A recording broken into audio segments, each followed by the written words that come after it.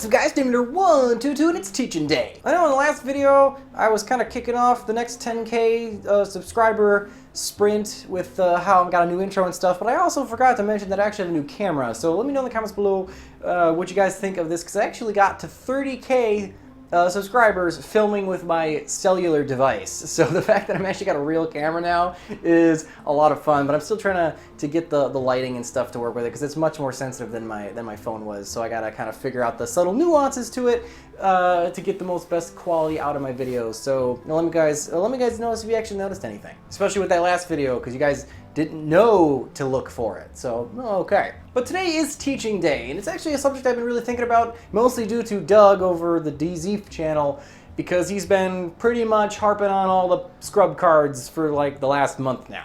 And nothing I enjoy more than harping on the scrubs. That's actually the point of my teaching series, in order to show that you can be casual at the game but still be very knowledgeable, so that you are at least playing in your most optimal fashion. Because why would you purposely be bad? I don't know why you would elect to do that. And like I said, kind of dovetailing off of Doug's things with all of his bad scrub cards, we're going to talk about do-nothing cards. And do-nothing cards may be actually more of a trap than the scrub cards like Magic Cylinder, because once you figure out Magic Cylinder isn't very good and you take it out of your deck, that you can look at yourself and say, hey, look, I made a better deck building decision. But because Magic Cylinders does have such impact on a duel, you can say, okay, sure, it wins me a duel, but most of the time it doesn't do anything. So it's very clear, because it is so impactful, it either worked like crazy or didn't work at all. So it's very apparent when you're building your deck how the card is functioning in your deck. But these do-nothing cards don't really do anything. So when you're deck building and you're trying to weed out the bad cards and figure out how to make the deck better, they're like the last things you think to take out of the deck, because they don't do anything. So they have zero impact on the way the deck works. So they're even like the last thing you think to take out, because they're not actively hurting you, they're not really actively helping you, and so they're kind of flying under the radar. They're actually probably the most entrapping scrub cards you can come up with. Now, what is a do-nothing card? Well, it comes down to there's probably 5 competitive categories for card types in Yu-Gi-Oh! You have starters, extenders, board wipes, floodgates, and then everything else. That everything else category is where these do-nothing cards like to kind of hang out, and most of those everything else's never see competitive play because they're in the bad category. Before we get to the do-nothing though, I'm going to kind of go over the first 4, because those are good, and what I mean by those, so you kind of understand what that last category is. A starter is a card that starts your play. Something like Tour Guide of the Underworld. When it hits the field, it gets another monster out of the deck, it gets your plays moving. When building a competitive deck, you want several starters in your deck so that you can go first or even go second and actually make your plays. You draw your starters, you can start your plays. That second category, extenders, turn your starters into bigger plays. Something like Kage to Kage doesn't actually do anything on its own, but when you normal summon another monster, it tags along with it, making your regular normal summon play into a more larger play. It extends your play. Board wipes are things that don't actually really forward your own game state, but they set your opponent back. And a board wipe category could be anything from a 1-for-1 like MST all the way to a 5-for-1 with Regeki. Doesn't really matter as long as it's kind of an offensively used card to get rid of cards on your opponent's side of the field, but doesn't really do much to forward your own game state. Those see competitive play because sometimes getting card advantage doesn't mean you get more cards, it actually means taking cards away from your opponent, but you're still getting advantage, which those first 3 categories will most certainly do. Category 4 is the more defensive one, that is floodgates. Again, these don't really forward your own game state, and they don't even reduce your opponent's game state, they just prevent them from doing anything to begin with. A lot of times these are relegated to the side deck, but if you have a very particularly bad meta matchup with something like, I don't know, you're playing Paleo and you're afraid of Pendulum Magicians, which frankly that's a really poor matchup for you, you might main deck something like Anti-Spell Fragrance in an attempt to, make sure your opponent can't go second against you and break your kind of suboptimal board, so that you can actually be sure to get ahead of them later. Again, these first 4 categories are all competitively viable cards because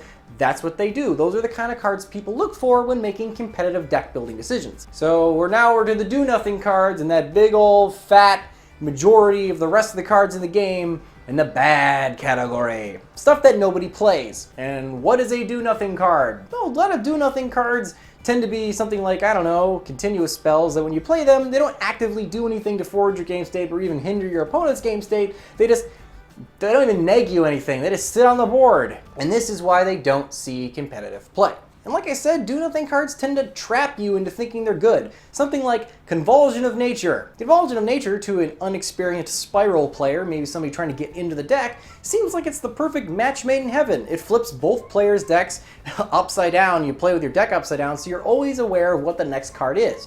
And if you know how spirals work, you know the majority of their card effects rely on you guessing what the top card of your opponent's deck is. And if you guess it right, you get some sort of effect to resolve. So you might think, hey, having their deck upside down means I'll never whiff with my spirals. I don't need to waste a play, like playing tough and then just wildly guessing just so that I can get the knowledge. Because if you guess wrong, you've wasted a play. You gained knowledge, but it was a waste of a maneuver. So what makes it a do-nothing card? Well, like I said, it hits the field and just sits there. It doesn't actively forward your game state. Sure, it helps your spirals resolve easier, but it's a nightmare when considering the card advantage of you versus the card advantage of your opponent. If you want to determine whether or not a card is a do-nothing card, look at an opening hand of 5v5.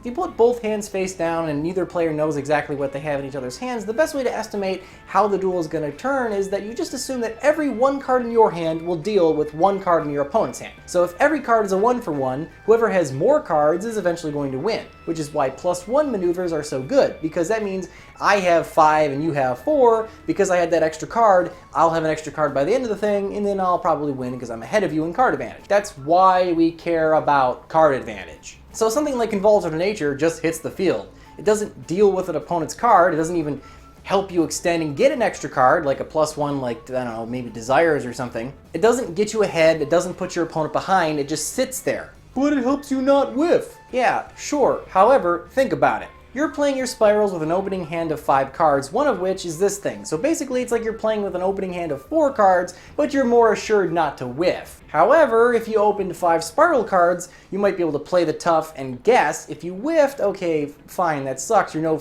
worse off than you were with the Convulsion of Nature. But if you were to guess it right, you would have had an extra maneuver. You would have resolved an extra effect. You would have gotten a +1 because you took a card off your opponent's side of the field with your tough's effect. Meaning you would be playing with a full power 5 cards as opposed to a pitiful 4 cards and this stupid thing. You see, that's why no competitive player uses it. It doesn't do anything on its own. Another do-nothing card, which is another continuous spell, would be Soul Absorption. Soul Absorption gets you 500 every time you banish a card, so if you're playing something like Ritual Beast or Metaphys, you might be like, wow, by the end of the duel I'll have like infinite life points. Again, it's a scrubby tech choice because it's trapping you. It's a do-nothing card, but you think it's good because it has some sort of cute synergy with the deck. But trust me, it doesn't actually do anything when it hits the field. It sits there. It doesn't forward your game state. Sure, I'll admit, in the one time I ever had to do this, I actually had to concede a duel against Metaphys because he had like 30,000 life points because of this card, and I deemed it a waste of time to play this duel out and said I'll just get him in games 2 and 3 so that, you know, I can win the match and not have to worry about going into time. Because Game 1, him 30,000 life points, I let it get away from me, I made a mistake and let him do that, so sure, it won him a game. But that was because of an active decision by his opponent, myself, not the card actually doing him any good. I probably still would have won the duel if I just played it out, but I would have wasted all the time in the round. That was a strategic decision on my part. I won that match, so there you go. At least I'm pretty sure I won that match. I don't really remember. The card didn't really win in the game. It was my strategic decision that won him the game. It won him the game. Soul Absorption doesn't actually do anything when it hits the field. It just gains you life points when you banish a card. You probably would have been better off if you had a 5th Metaphys card or a 5th Ritual Beast card, which wouldn't have hurt your consistency of your deck and would have been able to actually let you make a play. And these do-nothing cards will really solidify them as bad cards in your deck when you run into the situation where you have 4 cards that are missing a card in order to make a play.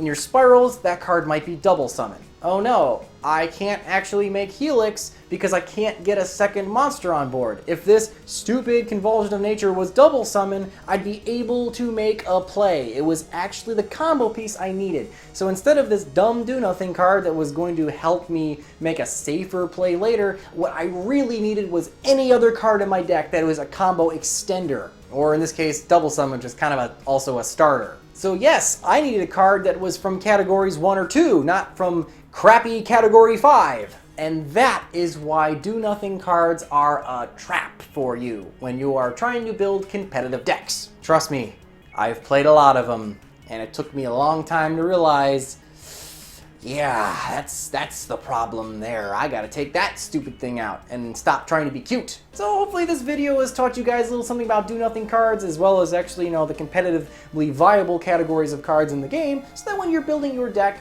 it is more competitive and more viable when you go to a tournament. Because just because you're playing a bad deck doesn't mean you should build it bad. That's my philosophy. So let me know in the comments below what you guys think, and remember guys, if you don't troll the meta, who will? I will see you guys next time. What's up, douchebags? By the power of the seal of all my cowgirls, I command you to subscribe to the channel.